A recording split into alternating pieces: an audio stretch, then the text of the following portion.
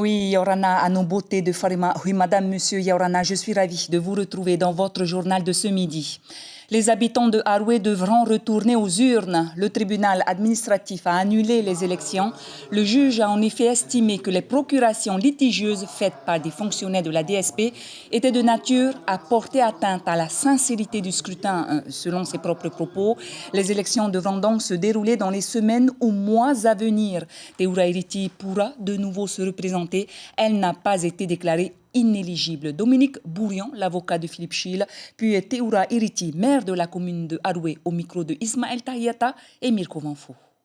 Moi, je pense que quelqu'un qui a bénéficié de procurations frauduleuses devrait effectivement être rendu inéligible. C'est ce que j'ai demandé au tribunal. Le tribunal ne m'a pas suivi. On verra par la suite. Il y a une procédure pénale en cours aussi, qui est toujours en cours d'enquête.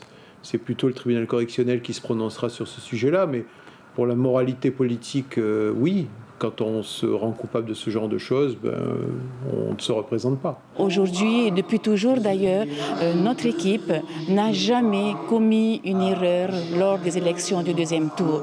Et là encore, je vous dis, je vous donne rendez-vous, peut-être aux prochaines élections. Nous avons encore un mois pour voir ce que nous allons, comment nous allons réagir. Mais ce qui m'importe aujourd'hui, c'est de dire, oui, les élections sont annulées, oui, il n'y a pas eu de manœuvre frauduleuse. Et donc maintenant, nous continuons encore et encore à travailler. Oui, et j'ajoute que Teoura Iriti dispose de 1 mois pour faire appel de cette décision. Quelle filière choisir après le baccalauréat? C'est une question à laquelle de nombreux jeunes se heurtent, car beaucoup d'entre eux ne savent pas toujours quelle orientation choisir après leur bac. En un seul clic, les lycéens peuvent désormais se rendre sur la plateforme SUP pour choisir et valider leurs orientations. Vous avez jusqu'au 11 mars pour effectuer cette démarche. Plus de détails avec Mouerani Ré, psychologue de l'éducation nationale, au micro de Heipo Tewira et Mirko Vanfo. Les élèves peuvent saisir leurs vœux, compléter leur dossier, que ce soit vérifier les bulletins à une certaine date, faire leur projet de formation motivée et surtout saisir les vœux et les valider. Donc ils ont jusqu'au 11 mars 11h heure de Tahiti. Attention, c'est sur le site, c'est bien indiqué heure de métropole. Donc nous, il faut enlever 11h ou 12h selon la période. Et ensuite jusqu'au 8 avril pour valider leurs vœux. C'est-à-dire compléter les dossiers avec les éléments manquants, projet de formation motivé, vérification des bulletins, compléter les bulletins si besoin et valider le vœu. Il ne suffit pas juste de saisir, mais il faut aussi valider ses vœux.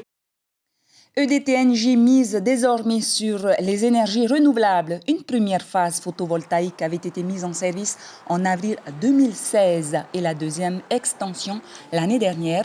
Une économie de près de 34 millions amortie en 6 ans. Xavier Fondecave, président directeur général de la société, est au micro de Caroline Fari et Patita Savea. Cette centrale photovoltaïque, cette première phase, elle a été amortie en 3 ans et demi. Donc dès 2019, on a envisagé l'installation d'une extension de cette centrale photovoltaïque qui a été installée en 2020 et mise en service en octobre 2020 pour un complément qui représente au total 161 kVA. Et donc notre consommation électrique a énormément chuté puisque en 2015 on payait à EDT 31 millions. Et puis en 2020 seulement 20 millions et en 2021 on prévoit 17 millions. Ça veut dire que les deux centrales qui ont coûté au total net de subvention 34 millions, elles seront amorties en 6 ans. Oui, et l'on dénombre 2450 producteurs de photovoltaïque à Tahiti et 300 dans les îles de la Société. Depuis l'année dernière, les élèves du collège de Nukuhiva s'initient à l'art plastique. Les cours sont dispensés par Tahiri Sommer, un jeune artiste, peintre et photographe polynésien, repéré en 2016 en remportant la seconde place du concours Photo Océan organisé pour la première, qui regroupait des artistes issus de tous les territoires d'outre-mer. Tahiti a décidé, après des études à l'université et puis en métropole, de transmettre son goût pour l'art aux élèves du Finnois. Tahiri orchestre donc depuis plusieurs semaines un travail remarquable sur le thème du portrait d'artistes célèbres. Tahiri Sommer, professeur d'art plastique au collège de Nukuhiva, explique le processus de création auquel ils ont été confrontés avec ses élèves. Écoutez. Les élèves ont expérimenté un autre moyen de représentation. Donc ils ont utilisé d'anciens livres, de vieux livres pour déchirer le papier à l'intérieur et ensuite venir le coller sur le support. Et le support qui lui est un grand format d'environ 1 mètre sur 70 cm. Donc là c'est un format dont les élèves n'ont pas l'habitude de travailler avec. Ça induit des gestes variables dans le processus de création. Ça induit une position aussi du corps qui peut être différente, donc debout, assis. Et donc ils ont travaillé aussi le mode de présentation puisque le format il est quand même plus grand. Et enfin, ils ont dû travailler sur la notion de ressemblance et la ressemblance, l'écart par rapport au modèle choisi. Oui, Tahiri Sommer était interviewé par Marie Curva. Quelques hectares de la vallée de Hane à Uahuka, aux Marquises, a été la proie des flammes. Un incendie qui s'est propagé vers la vallée de Hokatu. L'incendie a été circonscrit grâce aux efforts sans relâche des agents municipaux et des bénévoles de Uahuka. Un travail difficile car la sécheresse qui sévit en ce moment a ravivé le départ du feu sur Hane.